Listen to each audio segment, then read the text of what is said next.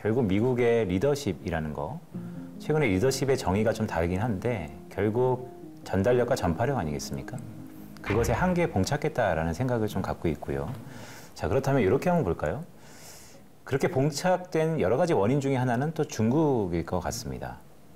공교롭게도 이 인플레이션 리덕션 액트라는 이 IRA가 혹시 미국이 처리하지 않을까라는 기대감도 일부 있는 것 같아요. 왜냐하면 말씀 주셨던 것처럼 좌충수일 수도 있으니까요. 근데 그것의 연장선상이었을까요? 연말 돼서 JP모건을 비롯해서 해외 IB들이 중국의 바이콜을 외치고 있습니다. 스탠스가 완전히 바뀌었어요. 말씀 주신 거를 쭉 따라가 보면 내년은 좀 격화될 것 같은데, 또한 경제적 이외의 것들이 많이 분쟁이 수면 위로 올라올 것 같은데, 거기 중심에 중국이 있는데 중국에 대한 바이콜을 미국 회사들이 많이 하고 있단 말이죠. 물론 경제랑 정치랑 좀 구분된 얘기일 수도 있지만 그것에 대해서는 어떻게 우리가 봐야 될까요? 바이콜이 이제 주식시장 관련해서 네. 그렇죠. 예, 그거는 뭐 제가 봤을 때는 당연하다라는 생각이 들어요. 왜 그러냐면 중국 시장이 최근에 아무튼 고점, 그러니까 상승을 했던 게 2014년이었습니까? 15년이었습니까? 후광통하면서 한번 했잖아요. 그때 5,000포인트까지 올라갔다가 다시 주저앉아가지고 3,000포인트에서 7년을 옆으로 기어버리는 형태가 됐으니까 7년을 옆으로 갔다라고 하는 건 이미 바닥은 만들었다라고 봐야 되죠. 그러니까 들어오는 사람들 입장에서 봤을 땐 이거는 최소한 지금은 바닥이야. 못 올라갈 수는 있어도 여기에서부터 떨어져서 손해를 보지는 않아. 이런 생각이 들잖아요. 근데 미국 같은 경우에 보면 그 사이에 주가가 어마어마하게 올랐거든요. 그러니까 지금도 보면 한 30% 떨어졌다라고 하지만 이게 바닥일 거라고 너 확신할 수 있어? 라고 얘기하면 확신 못 하는 거죠. 그러니까 당연히 보면 중국에 대한 바이콜, 이게 이제 높아질 수밖에 없고. 두 번째 보면 중국 시장이라고 하는 것이 어떤 특징을 갖고 있냐면 쭉 안 좋다가 갑자기 어떤 계기를 딱 만나게 되면 주가가 어마어마하게 뛰어버립니다. 예를 들어서 보면 2003년이었습니까? 4년이었습니까? 주가가 상하이 종합주가지수가 1000포인트 정도였다가 20개월 사이에 6200포인트까지 상승을 해요. WTO 가입 이후에 예, 그렇죠. 멀티플이 상승하면서 중국을 바라보는 시각이 좀 달라졌었죠. 이제 주가도 이미 한 6, 7년 정도 쉬었고 경제도 안 좋다고 하는 데다가 그러면 내년도에 뭔가 좀 이렇게 부양 대책도 좀 내놓을 가능성이 있고 시진핑도 3기 연임이 성공을 했고 그러면 지금서부터 뭔가 좀 보여줄 수 있을 만한 데도 되지 않았어? 이런 생각이 들잖아요. 그러면 중국 같은 경우에는 워낙 국가의 통제력이나 이런 것들이 경제도 굉장히 강하고 특히 주식시장에 대한 그 통제력이나 이런 것들은 굉장히 강하니까 그렇게 해서 정부로부터 어떤 사인이 나온다라고 하면 주가가 여기서부터 더블 나는 거는 어렵지 않다라고 보는 거죠. 그러니까 당연히 보면 지금에서 어느 지역을 선택할래? 중국이죠. 이렇게 될 수밖에 없는 거죠. 중국의 지난 7년간의 억눌림이 이제 이쯤 되면 거의 끝자락에 왔다. 그런 의미에서 회사들의 중국에 대한 바이콜, 주식시장 가운데서라고 말씀 주셨는데 정우님은 어떻게 생각하세요? 일단 가격이 그동안에 안 올라왔다는 게 말씀의 이제 핵심 중에 하나인 거고 아까 제가 이제 중국은 어쨌든 그 제로 코로나 정책이라는 거는 폐기될 수밖에 없는 거고 그러면서 점점 이 코로나에 대한 위험 남아있지만 그게 감기화되는 거랑 비슷한 거고 또 매번 우리가 중국이 무슨 금융 문제 때문에 또는 시스템 리스크 때문에 문제가 될 거라고 생각을 했는데 이게 벌써 헝다 같은 데들이 문제가 됐음에도 불구하고 어쨌든 이게 컨트롤러블하다는 게 보여지고 있다는 거예요. 근데 그런 측면에서 보면은 사실 착각하고 있었던 거죠.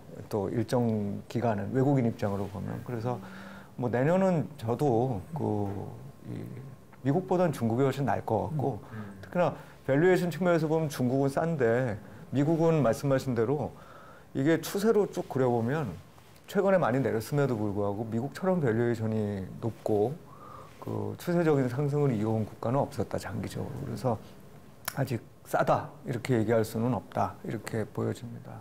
말씀을 하셨으니까 잠깐 끼어들어서 말씀을 드리면 우리가 중국을 비롯해서 러시아도 마찬가지인 것 같고요. 볼 때에 조금 조심을 해야 된다라고 생각하는 거는 우리가 중국을 볼 때 우리의 눈으로 보는 것 같잖아요. 근데 저는 그렇게 생각 안 하거든요. 우리가 중국을 보는 건 미국의 눈으로 봅니다. 그러니까 얼마 전에 제로 코로나 해가지고 무슨 어디에서 무슨 아파트의 주민들이 그 무슨 백지 해가지고 어쩌고 저쩌고 얘기하잖아요. 우리가 그걸 TV에서 딱 보면 어떤 생각이 듭니까? 야, 중국이 드디어 난리가 났구나. 이제 저 정치적으로 이게 그해가지고 난리가 날 거다. 이 생각하잖아요. 근데 그건 진짜 극히 일부에 지나지 않는데 그거를 미국적인 시각에서 계속 이렇게 크게 이렇게 만들어버리면 보는 사람들 입장에서는 그 생각이 나는 거죠. 그건 여러 번에 걸쳐서 우리가 계속 겪었잖아요. 얼마 전까지 한번 생각해 보시면 그렇잖아요. 중국 난리 난다. 왜? 그림자 금융이 얼마인 줄 알아? 뭐 이런 얘기가 하는데 문제없이 그랬죠. 그 다음에 또 올해 들어서 많이 얘기한 건 중국의 지금 부동산 부실이 얼만데 지금 그거 난리나 내년도에 중국 경제 엎어져 뭐 이런 얘기 했잖아요. 근데 실제적으로 진짜 그럴까?라고 그래서 들여다보면 글쎄 뭐 다른 나라들도 다 그 부동산 가격 떨어지잖아. 캐나다 20%나 떨어졌는데 그러니까 다를 게 없다라고 하는 거죠. 그러니까 우리가 항상 중국이나 러시아 이런 것처럼 이 지금 그 미국과 대척점에 서 있는 나라 이런 나라들의 사정을 볼 때는 이게 항상 뭔가 보도되고 이러는 것들을 한 번 정도 필터링을 해서 본인 스스로가 필터링을 해서 생각한다라고 하는 쪽으로 해야지 그거대로 그랬다가는 큰 실수할 수 있습니다.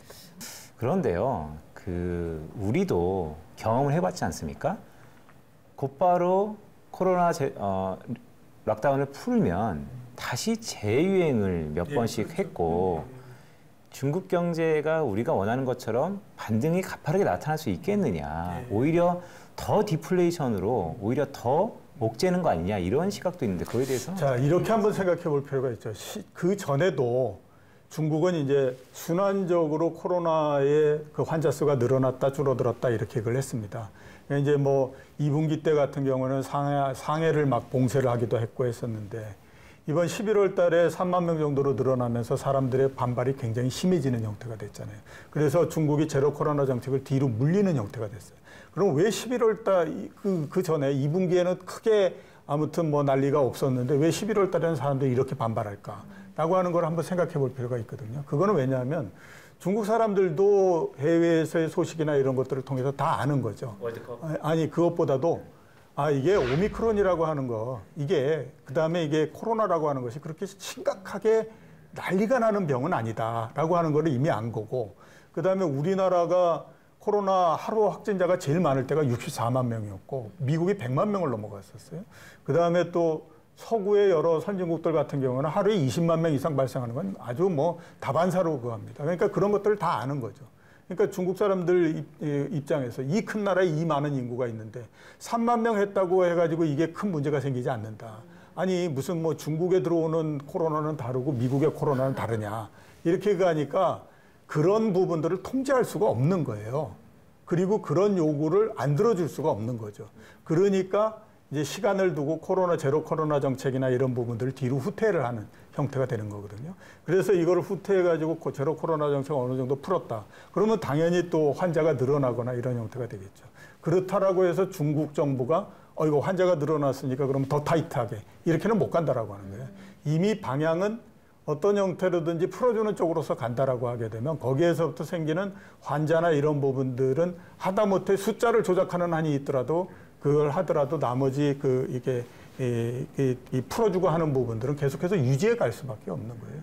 그렇기 때문에 제가 생각했을 때는 그렇게 해서 환자가 늘어났다라고 해가지고 다시 또 경기 침체가 되고 이러는 쪽으로는 가지 않는다라고 합니다. 네, 맞아요. 그러니까 중국을 보는 시각이 특히 지금 시기에는 양분돼 있는 것 같습니다. 근데 이종우 센터장님이 말씀 주셨던 것처럼 리오프닝은 또 시대의 흐름이다라고 생각을 해볼 수 있을 것 같고요. 자, 최승원 전무님, 아까 중국의 주가 얘기하면서 밸류에이션 말씀을 하셨어요. 채권 전문가이시니까 제가 여쭈는 겁니다. 밸류에이션의 분모에는 이자율이 들어가죠. 지금의 중국의 리오프닝, 아니면 뭐 텀 프리미엄에 대해서 좀 다르겠지만, 자, 중국도 금리가 오를 텐데, 아니면 오를 가능성이 높을 텐데, 그러면 또다시 주가의 밸류에이션에 대해서는 하방 압력으로 작용하지 않을까요?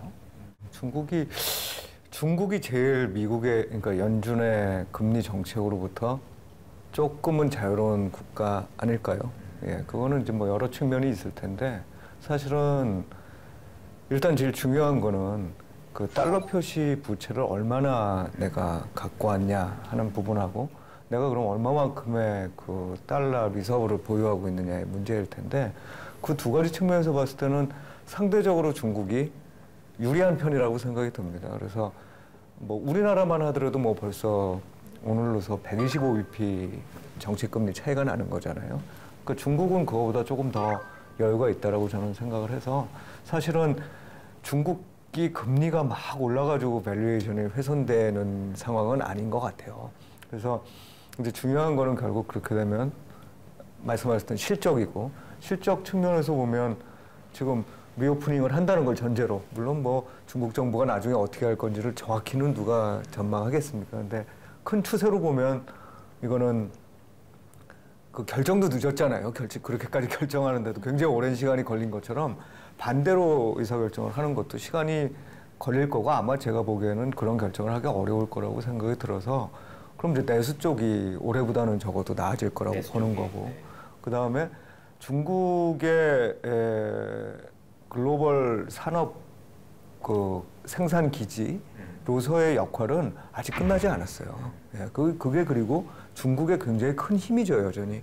그러니까 많은 국가들에서 중국의 싼 제품들, 그러니까 결국 제품이 싸다는 거는 퀄리티 대비해서 예, 얼마 정도의 그 가격을 가지고 있느냐의 문제일 텐데 그런 정도의 그 퀄리티와 가격을 유지해 줄 수 있는 제품을 생산할 수 있는 국가가 그렇게 많으냐? 그렇지 않다고 보면 제가 보기에는 한편으로는 어느정도면 싸우지만 한편으로 수입할 건 수입해야 돼요, 또.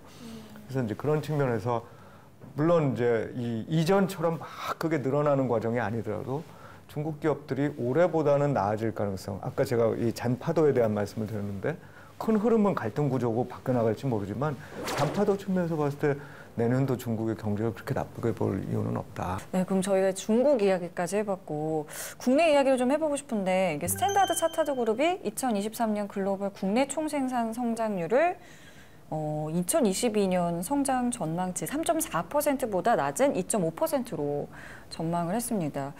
세계 각국의 중앙은행이 이제 어쨌든 통화 정책을 계속 긴축적으로 유지를 하고 있는데 우리나라의 어떤 내년 경제 그리고 주식 시장은 어떻게 보시는지 궁금해요. 일단 경제 관련해서는 저는 이 얘기를 좀 하고 싶어요. 지금 뭐 어마어마하게 침체가 된다, 위기가 발생한다, 뭐 이런 얘기 굉장히 많이 하잖아요. 근데 11월 달까지 7개 주요한 기관들이 경제 전망치를 발표했는데 평균을 보니까 1.8% 이 정도 되더라고요, 한국이. 근데 우리나라 잠재 성장률이 2.0%라고 얘기하잖아요. 2.0% 성장하는 나라가 1.8% 성장하면 그게 엄청난 침체인가? 이런 생각이 굉장히 많이 들어요. 그러니까 과연 정말 지금 많은 그 사람들이 그래 가지고 내년도에 어마어마한 침체가 된다 이렇게 그걸 하는데 진짜 그럴 건가? 라고 하는 거에 대해서 우리가 좀 고민을 하고 좀 얘기를 했으면 좋겠다라는 생각이 들고 위기라고 하는 거는 비정상적인 상황이잖아요. 그거를 가정을 해가지고 그거를 이 확정치로 놓고 전망을 하게 되면 그건 워낙 이 진폭이 커지기 때문에 그건 맞지 않다라는 생각이 들거든요.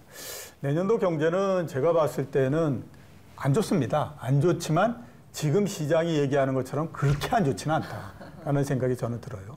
그리고 대충 보면 우리나라 기준으로 했을 때 0%대 이런 정도, 미국 기준으로 했을 때 마이너스 0.5에서 0.5 사이, 그러니까 그 사이 정도의 경제가 있다라고 하면 내년도에 경기가 나쁘냐 좋으냐, 아니, 나쁘다라고 하는 거는 주식시장에 별다른 영향을 주지 않을 거다라는 생각이 들어요. 왜 그러냐 하면 올해 9월달, 10월달에 주가가 떨어지고 했을 때에 우리가 한번 생각을 해보세요.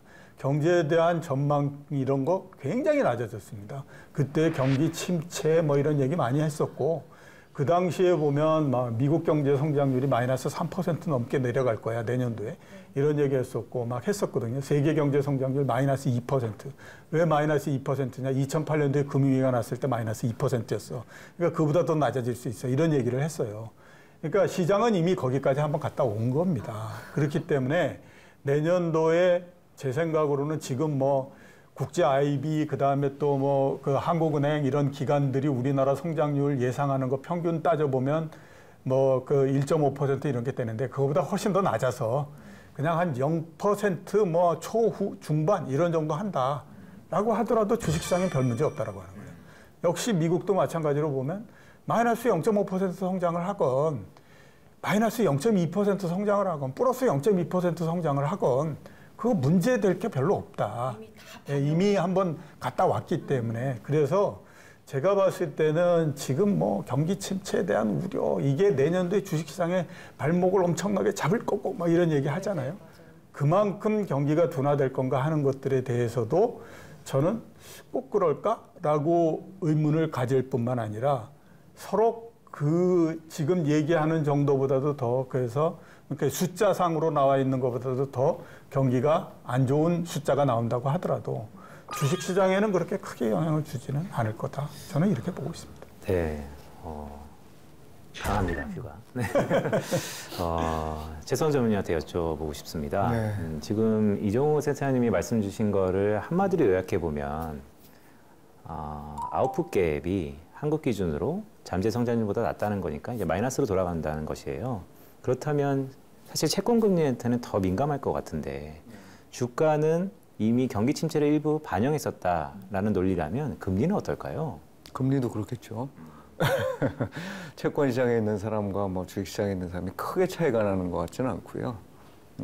오히려 이제 그 경기 침체에 대한 바이어스는 이 채권 시장이 좀 더 많이 느끼죠. 왜냐하면 채권은 금리가 내릴 때 돈을 버는 거기 때문에 굉장히 침체라는 이벤트에 대해서 민감할 수밖에 없고 말씀하신 대로 그런 부분들을 상당히 많이 반영했다고 봅니다. 근데 내년을 바라보는 기본적인 시각은 저는 지난번에 주가가 이렇게 올랐다가 내려왔을 때를 뭘로 볼 거냐. 그러니까 지금의 주가나 또는 뭐 금리의 수준이라는 걸, 금리 수준은 좀 다를 수 있겠지만 이 주가 수준이라는 걸 뭐로 볼 거냐의 문제인데 그냥 이게 정상적인 주가로 왔다라고 보는 거죠. 그러니까 우리가 상당히 많은 경우에 뭐 저도 똑같은 실수를 범하고는 하는데 지난번에 3천이 넘었었으니까 3천 가는 건 일단 기본이야.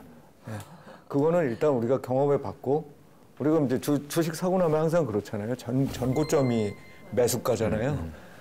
그렇게 인식을 하는 것처럼. 한번 봤던 가격. 맞습니다. 봤던 가격에 대해서 굉장히 생각을 하는데 뭐 아까도 그런 비슷한 말씀들을 드렸습니다만 그게 지속 가능성이 없는 상승이었고 그러니까 선을 넘은 정책이라고 말씀드렸는데 선을 넘은 정책을 반영한 상승이었고 그게 꺼진 거죠. 그래서 지금의 주가는 딱 어느 정도 수준이냐면 저희가 코로나19 전 수준인 거예요.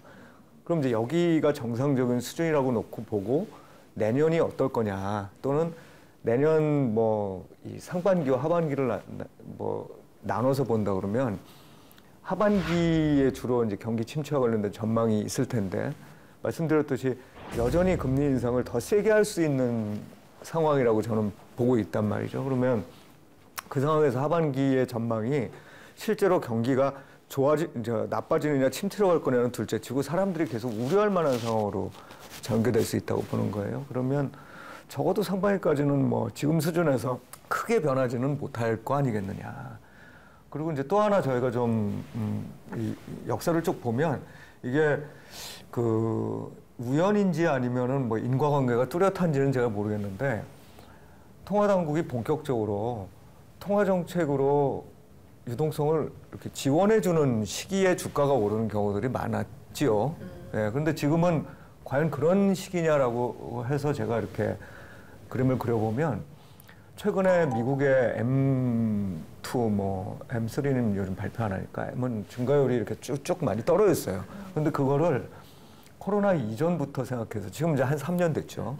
그 정도쯤 생각해서 연율로 따져보면 여전히 굉장히 역사적으로 높은 수준이에요. 그 얘기는 즉슨 저량으로 쌓여있는 통화량이라는 게 굉장히 많이 이 시장에 와 있다는 거예요. 그중에 일부는 자산에 들어가 있을 거고 이제 그게 지금 되돌려지는 과정에 여전히 놓여있다고 보는 거죠. 그걸 그냥 남겨두면 연준이 사실 83년도 12월에 그 폴 볼커 때인데 그때 이제 정의를 했어요. 합리적인 물가 안정이라는 건 뭐냐. 보통 사람들이 물가에 대한 전망을 하지 않고 경제 활동을 하는 물가를 이 합리적인 물가 안정이라고 본다는 건데 지금도 비슷하게 생각을 한다는 거죠. 그래서 만약에 그걸 해결하지 못하고 가면 이 계속적으로 사람들은 물가 전망을 해가면서 살아야 되는 상황이 될 거다. 예, 그 상황에서는 계속 긴축적인 기조를 유지할 수밖에 없다. 이렇게 보는 거고, 그 얘기인즉슨 그 주식시장에서 기대하는 유동성의 공급이라는 게 없을 거다라는 얘기. 예, 오히려 기대를 가지면 그걸 꺾으려고 들지는 모르지만 뭐 나빠졌으니까 우리가 돈 좀 줘가지고 주가를 올릴 수 있게 또는 자산 가격이 안정될 수 있게 해주지 이런 걸 기대할 수는 없는 국면이라는 거죠. 그래서 적어도 상반기 중에는 제가 보기엔 잘하면 현재 수준 그런 어떤 아까 유가 말씀드렸는데 유가가 뭐 우리의 생각하고 다르게 막 확 올라가는 이런 국면이 생기면 조금 더 이제 이 지금 수준보다 좀 의미 있게 내려가는 수준 이 정도가 내년도 상반기의 어떤 주가 흐름이 아닐까. 그 이후에 대해서는 사실 가봐야 할 것 같아요. 예. 네, 최성원 전무님의 얘기를 쭉 들어보니까 사실 폴 볼커 이후에 통화정책으로 기대 인플레이션을 완벽하게 잡은 연준 의장은 없죠. 최근에 이 기대 인플레이션에 대한 고민이 여지없이 내년에도 좀 이어질 것 같다는 말씀을 주시면서 두 분의 내년도 뷰가 비슷하면서도 가격 변수는 약간의 좀 상이함은 있어요. 그래도 저 나름대로는 엄청 논리적인 시간이었다. 또한 들을 주옥 같은 멘트들이 많았다라는 생각이 드는데 자, 이제 마무리를 좀 할 시간이거든요. 오늘 저희가 참 어려운 시기에 어렵게 두 분을 모셨는데 짧게나마 각각 저희 시청자분들한테 마지막 뭐 소회 아니면 오늘 카페 빈센트 찾으셨는데 느낌이 어땠는지 이렇게 한 말씀 좀 하시죠. 투자자분들한테는 그런 말씀을 좀 드리고 싶습니다. 지난 한 2, 3년 동안에 걸쳐서 우리는 극단적인 형태를 많이 봐왔잖아요. 극단적으로 올라갔다가 극단적으로 떨어져가지고 특히 2022년도 같은 경우에는 저 중간에 그런 생각이 들었어요. 왜 주식시장을 6시간 반 동안 할까? 그냥 1시간만 하고 말지. 왜 사람들이 이렇게 괴롭혀? 이런 생각이 들 정도였거든요.